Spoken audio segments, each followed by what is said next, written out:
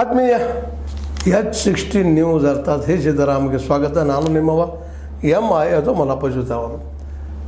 ಪಶ್ಚಿಮ ಬಂಗಾಳ ಬಹಳ ಸೂಕ್ಷ್ಮವಾದ ಪ್ರದೇಶ. ಹಿಂದೂ ಮುಸ್ಲಿಂ ಜೊತೆಯಾಗಿ ಬಾಳಿದಂಥ ಇಡೀ ಬಾಂಗ್ಲಾ ಇವತ್ತು ಒಡತುಂಡಾಗಿ ಹೋಗಿದ್ರು ನಮಗೂ ನಿಮಗೆ ಗೊತ್ತಿದ್ದ ವಿಷಯ. ಬಾಂಗ್ಲಾದಿಂದ ಸಾಕಷ್ಟು ಜನ ಬಂಗಾಳಿಗಳು ಬಂಗಾಳದಲ್ಲಿ ಅಥವಾ ಅಲ್ಲಿ ಆಸಾಮದಲ್ಲಿ ಸುತ್ತಮುತ್ತಲ ರಾಜ್ಯಗಳು ಬಂದು ನೆಲೆಸಿದ್ದು ಚಿರಪರಿಚಿತ ಅಂತ. ಅವುಗಳನ್ನೆಲ್ಲ ನೆನಪಿಸ್ಕೊಂಡ ಈ ನೆಲೆಯಲ್ಲೇ ಈಗ ಅಲ್ಲಿ ಮುರ್ಷಿದಾಬಾದ್ನಲ್ಲಿ ನಡೀತಿರುವಂಥದ್ದು ವಿಶೇಷವಾಗಿ ಸ್ವಲ್ಪ ಆದರೂ ಸಾಕು, ಸ್ವಲ್ಪ ಕಿಟಿ ಹೋದರೂ ಸಾಕೋದು ಧಗ ಉರಿಯುವಂಥ ಒಂದು ಪರಿಸ್ಥಿತಿ ವೆಸ್ಟ್ ಬೆಂಗಾಲ್ದಲ್ಲಿದೆ ಅಂತೀವಂತ. ಅದರಲ್ಲೇ ಯಾರು ಯಾರ ಕಡೆಗೆ ಯಾರು ಶಾಂತಿ ಪ್ರಿಯರು ಯಾರು ಅಶಾಂತಿ ಪ್ರಿಯರು ಅನ್ನೋದನ್ನು ಹಿಡಿದು ಭಾಳ ಕಷ್ಟ ಆಗಿಬಿಟ್ಟದು. ಯಾಕಂದರೆ ವಿಶೇಷವಾಗಿ ಮಮತಾ ಬ್ಯಾನರ್ಜಿಯವರ ಇತಿಹಾಸವನ್ನು ನೋಡಿದಾಗ ಮತ್ತು ನಮ್ಮ BJPಯ ಇತಿಹಾಸ ನೋಡಿದಾಗ ಎರಡೂ ಕಡೆ ಪ್ರಚೋದನಾಕಾರಿ ಜನ ಸಾಗಿಸ್ತಿದ್ದಾರೆ. ಮಮತಾ ಅವ್ರಿಗೂ ಸಹ ಅಧಿಕಾರ ಅಷ್ಟೇ ಮುಖ್ಯ.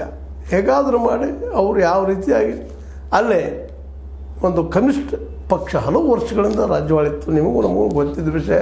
ಅಂಥ ಪಕ್ಷವನ್ನು ಕಿತ್ತಾಕೋದಕ್ಕಾಗಿ ಹಿಂಸೆ ಮದ್ದು ಅಂತೇಳಿ ಹಿಂಸೆನೇ ಮದ್ದು ಅಂತ ತಿಳ್ಕೊಂಡು ಅಂಥ ಜನರನ್ನು ತಯಾರು ಮಾಡಿಕೊಂಡು ಸೂಕ್ಷ್ಮವಾದ ವಿಷಯಗಳನ್ನು ದೊಡ್ಡದಾಗಿ ಮಾಡ್ತಾ ಬಂದಿದ್ದು ಸಹಿತ ಇತಿಹಾಸದ.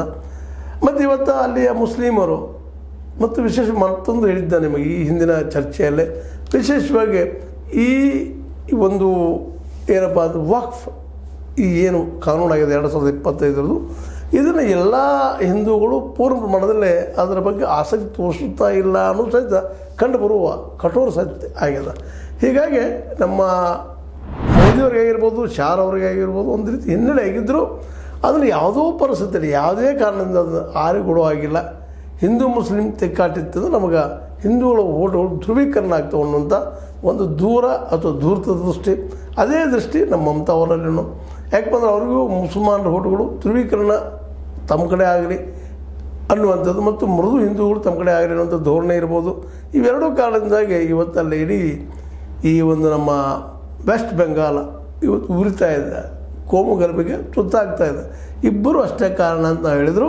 ಮುಖ್ಯವಾಗಿ ಮಮತಾ ಬ್ಯಾನರ್ಜಿಯವರು ಈ ಹಿಂಸೆಯನ್ನು ಈ ನಡೀತಿರೋದು